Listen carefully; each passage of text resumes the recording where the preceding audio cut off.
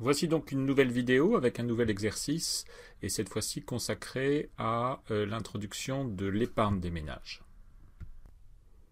Donc, en fait, qu'est-ce que l'épargne des ménages? C'est tout simplement le revenu qui n'est pas consommé. Donc, je vous rappelle que la première modélisation qu'on avait faite, on partait d'un revenu des ménages qui était INC et qui provenait de la détention des facteurs de production et de leur rémunération. Donc la rémunération du capital et la rémunération du travail ici, puisqu'il n'y a que ces deux facteurs de production. Et puis on a introduit en fait un impôt sur le revenu, et donc il n'est pas possible pour le consommateur, le ménage, de disposer de la totalité de son revenu INC. Il ne dispose que d'un revenu disponible qui est égal à 1 moins le taux de taxation sur le revenu fois INC. Alors qu'est-ce qu'il peut faire avec ce revenu disponible? Eh bien, il peut en épargner une partie. Cette épargne, je vais l'appeler savings, et elle est égale à une constante fois le revenu disponible. Cette constante, je l'appelle MPS, pour Marginal Propensity to Save. Donc c'est en fait la fraction du revenu disponible qui est épargné. Et puis le reste va alimenter une consommation. Cette consommation, le budget qui est affecté à la consommation va être de l'ordre de 1 moins PS fois le revenu disponible. Alors à noter que les néoclassiques considèrent que le consommateur détermine d'abord le montant qu'il veut épargner, puis le reste est consommé, alors que les keynésiens, au contraire, soutiennent que les consommateurs décident d'abord du montant qu'ils veulent consommer et le reste est épargné. Ça a l'air assez simple finalement d'introduire l'épargne des ménages, puisque c'est juste en fait le fait qu'on a le revenu, puis le revenu disponible, puis le partage de ce revenu disponible entre épargne et consommation. En fait, ça va amener un autre bouleversement. Qui est le fait qu'on introduit un agent avec une capacité nette de financement. Et donc, comme on est en équilibre général, eh bien, forcément, cela veut dire qu'il y a dans l'économie un autre agent avec une demande nette de financement, ou plus d'un autre agent. Ça peut être deux. Et donc, ça veut dire que à cette capacité nette de financement correspond une demande nette de financement dans le reste de l'économie. Alors ça pourrait être 2 agents ou même 3 agents qui ont une demande nette de financement. On va simplifier les choses et on va dire qu'il n'y en a qu'un seul. Alors qui ça peut être? Le reste du monde? Non, puisque pour l'instant on ne l'a pas introduit. Donc ça peut se faire, mais on le fera plus tard. Les entreprises? Non plus, parce qu'on a décidé qu'il n'y avait pas d'épargne des entreprises et pas d'investissement. On introduira l'investissement la prochaine fois. Alors dans un modèle réel, encore une fois, il pourrait y avoir en fait une épargne des entreprises et un investissement des entreprises. Mais pour l'instant, on ne le fait pas.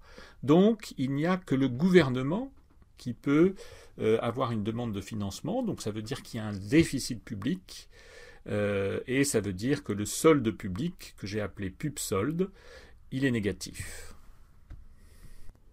Et donc il va falloir en fait écrire une autre équation qu'on a l'habitude d'appeler équilibre macroéconomique, et vous allez comprendre pourquoi, qui va être affectée par l'introduction de cette épargne des ménages.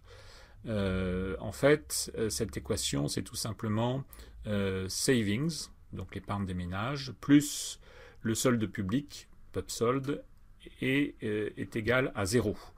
Et donc en fait, là, vous voyez bien qu'on est en économie fermée, il n'y a pas de relation avec le reste du monde, et donc cette équation veut tout simplement dire l'épargne nette privée, savings, plus l'épargne nette publique, pub-solde, est égal à 0.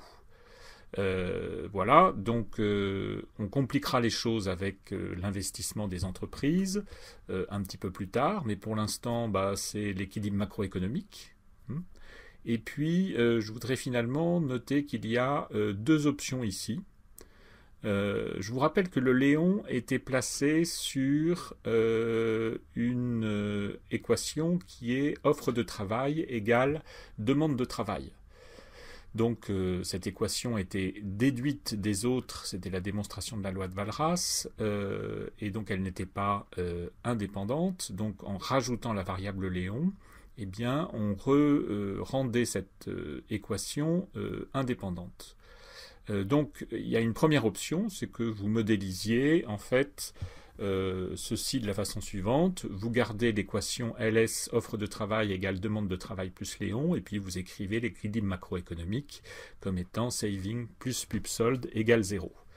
Il y a une autre façon de le faire, vous pouvez aussi en fait replacer le Léon sur cet équilibre macroéconomique. Pourquoi? Parce que eh bien, si vous gardez l'équilibre du marché du travail, eh bien, on peut démontrer que l'équilibre macroéconomique saving plus pub solde égale 0 se déduit des autres équations du modèle, et donc elle n'est pas non plus indépendante, et donc on peut écrire le Léon sur cette équation. Voici la matrice de comptabilité sociale qui va vous permettre de réaliser ce nouveau modèle en équilibre général calculable. Donc maintenant vous avez l'habitude de cette matrice de comptabilité sociale, et je vais donc juste présenter les changements. Les niveaux de production dans l'agriculture, l'industrie et les services, les niveaux de taxation indirecte dans l'agriculture, l'industrie et les services, la matrice de consommation intermédiaire, et puis la matrice de rémunération des facteurs de production, travail et capital dans les 3 secteurs, ce qui permet de générer en fait un versement de revenus aux ménages, du travail aux ménages directement, et puis du capital aux entreprises, les entreprises reversant aux ménages cette rémunération du capital, puisqu'il n'y a pas d'épargne des entreprises. Et puis la chose nouvelle, c'est l'utilisation du revenu par les ménages, puisqu'il y a d'une part le paiement de l'impôt aux administrations publiques, la demande de biens et services, agriculture, industrie, services, et puis une épargne que je vais mettre dans la ligne accumulation de capital, 700.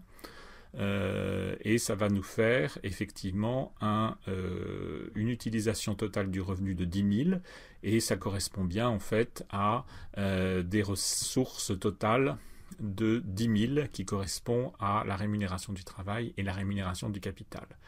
Alors, l'autre changement, c'est qu'il y a l'apparition d'un déficit public donc au niveau de la colonne administration publique.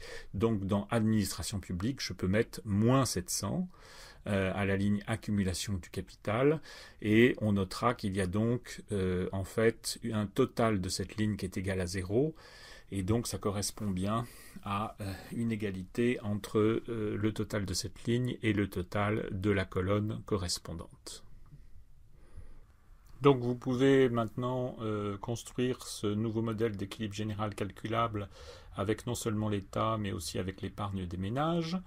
Donc vous pouvez le calibrer sur la matrice de comptabilité sociale précédente, il n'y a pas de difficulté, sauf peut-être le calcul de la MPS, la Marginal Propensity to Save, c'est-à-dire le taux d'épargne, la part du revenu disponible qui est affectée à l'épargne. Donc en fait, vous ne l'avez pas dans la matrice de comptabilité sociale, vous avez juste le montant de l'épargne des ménages.